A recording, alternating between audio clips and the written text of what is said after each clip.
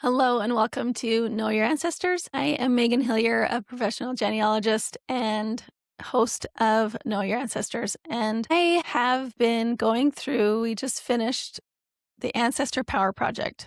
If you've been listening or been here for a while, you've probably heard about it. It is my 8-week program where I guide you through the process of the rooted lineage method, which is where we choose an ancestor that you want to focus on, want to feel connected to, want to learn about, want to understand better. And you go through the 5 steps, which is to build the foundation. First, we get all of the information about them, start a family tree, or start looking at what you already have about them. Then number 2, we follow the records where we research, find all the information about them. And then 3, identify trauma and resilience. By looking at the records and the information that we have, we look at those things that happened in their life that would have been traumatic or would have been hard or they would have struggled with, or also those experiences that showed resilience, that showed endurance, that showed adaptability, that showed support and community. Okay. And then number 4, we recognize patterns. So maybe we see patterns throughout our family, similarities or differences, things that may have been passed down. And then lastly, we integrate the wisdom. We look at their life. We look at what lessons they would have had to learn in order to endure what they did, in order to go through what they did. And we look at our own life and think, what wisdom from this ancestor would help me in my life right now? And it's a really cool process. We just went through it in this cohort that we've done over the past 8-9 weeks about, and I want to tell you a bit about it. So when I started this program, I decided I was going to do it for one of my ancestors. And I have a lot of ancestors in my family tree that have been very well researched, that we have a lot of information about. Maybe we even have biographies, lots of photos. So I wanted to choose someone that we didn't have that much information about. So I chose my second great grandmother, and we have one photo that she is in with 3 of her children. And I'm looking at the picture. I'm not even totally sure if it's her. She looks similar in age to 3 children in that photo, so I'm not actually totally sure that it's a picture of her, but that's what it's labeled as. So we have one picture of her. We don't have any memories or anything like that. We do have her obituary, which provides some information about her, but that's it. She has been already pretty well researched. We have census records for her already, and I think there was some other records, but I chose her because of that. I wanted to choose an ancestor that was close enough that I knew I could find more information or learn more about her if there was things. But in the end, I didn't actually find that many more records. But what I did find was context, was understanding of the area that she lived in and the history and how she likely attended a German school, because in one of the later censuses, it said she could not read or write, which would have been for English, but she did attend school as a child. And she was living in the Germany Tract Company land. So some German Pennsylvanians came up to Ontario in the early 1800s. They bought a whole thousands of acres of land in Ontario near Waterloo County and Waterloo County. And this is where her parents came when she was a teenager. She did not come when she was a teenager. Her mother came when she was a teenager. Her father came when he was just a couple years old. Both of their families came and settled in Ontario from Germany. So my second great grandma, she was born in Ontario, but from what I can tell, she was raised in a German-speaking household, attended German school, which from what I looked up, that was one of the options for public schooling at the time. You could go in English, French, or German in that area. So I didn't necessarily find much more records about her, but I did find the context. And that's what we go through in the rooted lineage method, is that we look at what their life might have actually been like based on what historical information we have and what records you can find. So once we go through all of that process, then we write their story. So that was kind of the, most exciting part of the whole program, maybe, was getting all of the details that you found about this ancestor, compiling them, adding in historical context, and also adding in some of your personal reflections on this ancestor, thinking about how your life was connected to them, maybe similarities that you see, maybe differences, or maybe you've discovered a more broad understanding of your family, about who you are, who you come from, to understand yourself better and your family. So we only had 3 people that completed the program. There was one other person that signed up, but she didn't come to any of the things, so maybe she'll join and do that later on her own. But I had 3 people, so we were not a big group, but these people were committed. And one of them was actually my father-in-law, which was really interesting. He has done genealogy for decades, but he has never really focused on one ancestor to find their full, complete story. And it was kind of interesting seeing him go through the process and thinking even partway, like, this person, we've already found everything. I'm going to go look for my wife's family that we don't have their parents for and do that research. Because I think as people that are in the genealogy world, they feel like once we found them, we're done, right? And why do we need to dive deeper into their life? Why do we need to feel connected to them? So he, partway, felt like he was kind of not wasting his time, but he should focus on something where they don't have the answers, right? I think he did kind of rein it in, and I'm like, you know what? You can actually learn about this person. Yes, you have a lot of information about them, but you can learn more about who they were and what their life was like and how it relates to you. So he did complete it in that aspect. And then I had someone else in the program that she actually was a professional genealogist for years. She helped people find people in their family tree. And so she had a lot of knowledge already, and it was a lot for her to go through and find records. She did it for her great grandmother and found a lot of things that brought up more questions. She thought this her great grandma had this younger brother, but it turned out this younger brother was actually her son. She was able to discover that through looking for birth records for researching her more completely. It kind of brought up more questions though, because all these things that she thought were all lined up and nice and complete were not. That when she started diving in and finding more information, started bringing up more questions. And there still are some things she hasn't been able to find answers to, just based on record availability, but she was able to learn more about her great grandma, who was actually Indigenous, which also brought its own barriers with finding records. But she was grateful to be able to learn more about this branch of her family tree. And she was able to share the story that she created about her with her aunt, who didn't really meet her grandmother much and didn't have much of a connection to. But now she says she feels more connected to her and wishes she would have known her better. And then the third person in the course, she went through and did it for an ancestor that she didn't really know much about and wasn't really able to find much more about her based on the little information she had. She knew that she was born in Ireland, but she didn't even know her parents didn't know where she was born or anything like that. So she's going to have to do some more heavy duty research to kind of analyze that and try to figure out if she has the right person and if she can find birth information. But even with that, she can find the information for her living here and to dive more into that. I haven't heard about her story of this ancestor. I know she was kind of busy with school and getting things done at the same time with a big household. But that's the great thing with the Ancestor Power Project. You have access to the program, lifetime access to the Facebook group where we share things and ask questions. So I'm going to talk a bit about what I found about my second great grandma.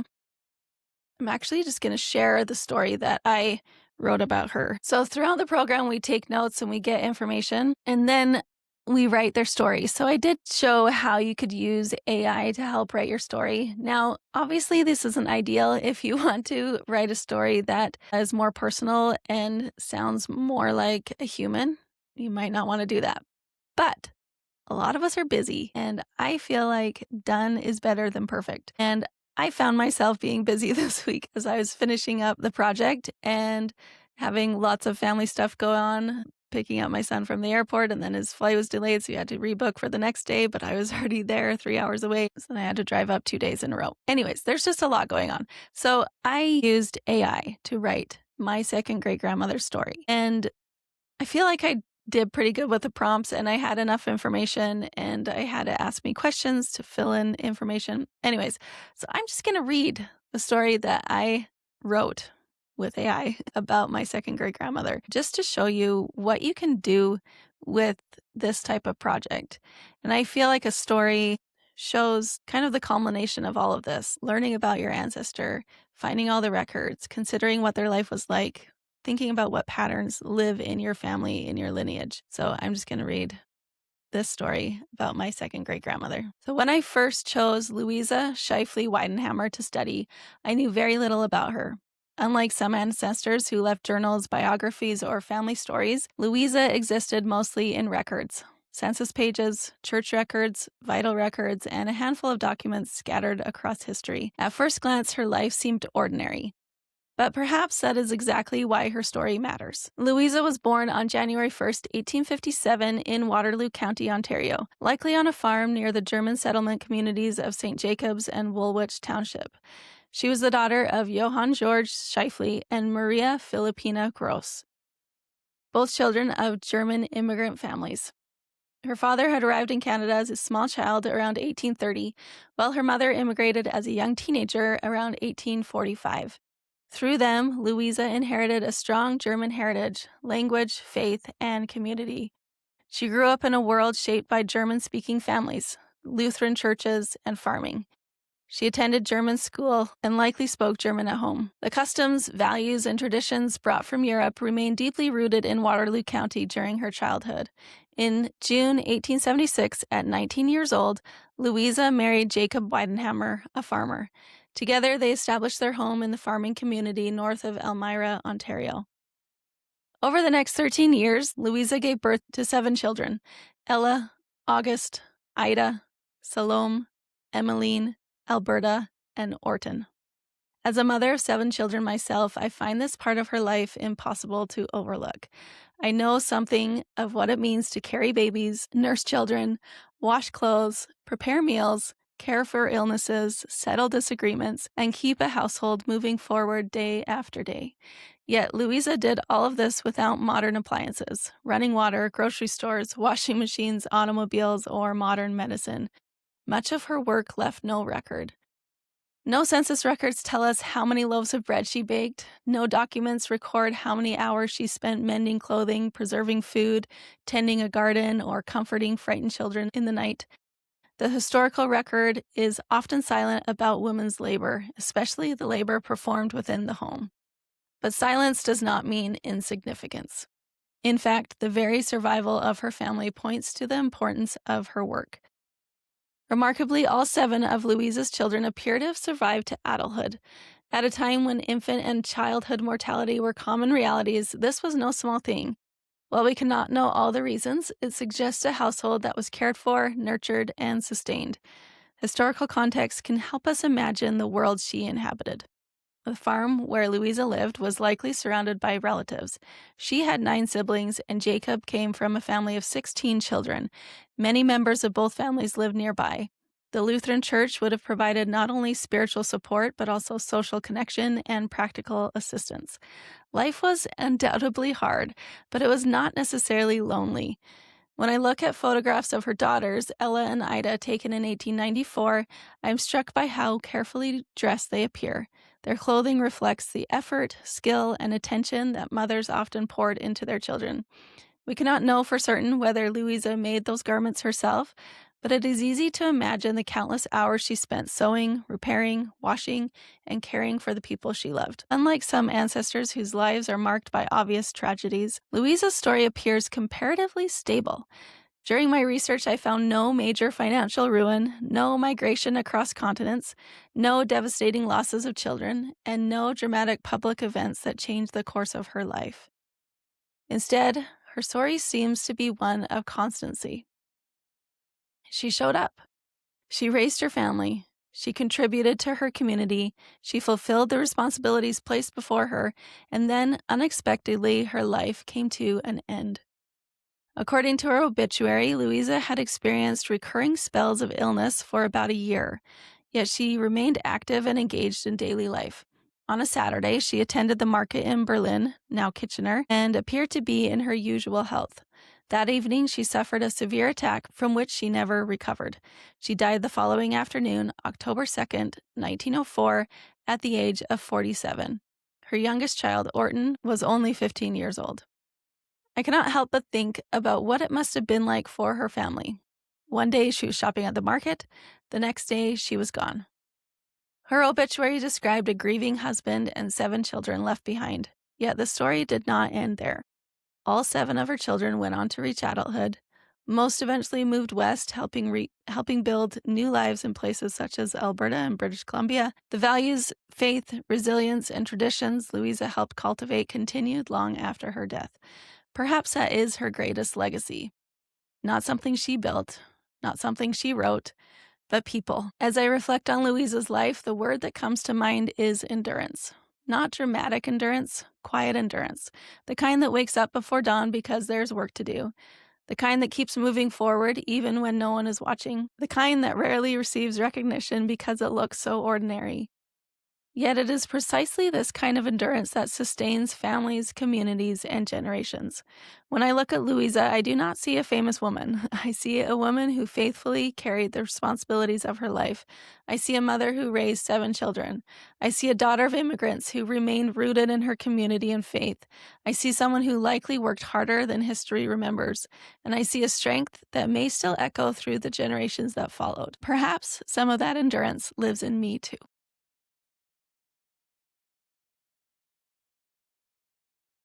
So I hope you enjoyed hearing a bit of my second great grandmother's story, what I've been able to find about her, what I've been able to think about her and how her life and how it relates to me. A lot of those words, though, was written with AI were my words because it was the information that I gave it to compile. Being able to learn about my ancestors through knowing how to research them and finding records about them has been a very fulfilling thing to me. It's been something that I've held dear and that I've tried to help others learn how to do as well. Over the past while, I've been feeling a shift in who I am speaking to in my audience. I have helped a lot of people that want to do this on their own, that are in the DIY world of genealogy, and I'm feeling like I want to shift to a different demographic, to people that just want to understand themselves better through understanding their lineage and not necessarily wanting to learn how to do the research on their own. And so that is why I've decided to retire my course called Family Tree Foundations. Now, this course used to be called Know Your Family Tree, so I just recently changed the name of it a few months ago. So if you already have that course, this is the same one. But if you've been wanting to learn how to research your family tree, maybe you've been here for a while and you're trying to do it on your own, but you would love to have a little more guidance, that is what this course is all about. Now, it helps people that are brand new. I show you how to start your family tree on Family Search and on Ancestry, but it is also for people that have done some work, but maybe they're not really sure if they're doing it right. I show you how to search for records, how to know what types of records are more likely to be correct than others. Talk about like primary sources, secondary sources. I show you how to actually search for the records on Family Search and Ancestry, how to attach them to your ancestor, and a whole lot more. You can check it out at knowyourancestors.co/foundation. Just go to that website and you'll be able to look at all the information that's included in the course. Now, just because I'm retiring the course doesn't mean that your access is gone, okay? You can just only purchase the course until this Friday, June 12th at midnight, okay? I might extend that a day or two just because I feel like I don't want those people that are late seeing it to sign up, but you won't be able to purchase it after that time.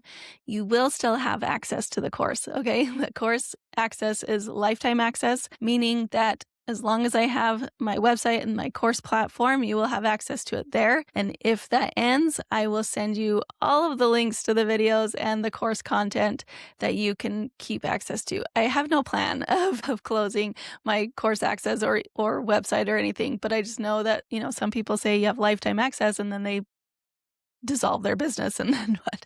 Okay, so I'll make sure you have access to all of that for lifetime. So If you're like, okay, I want to learn how to do this at some point, not right now, go ahead and purchase it.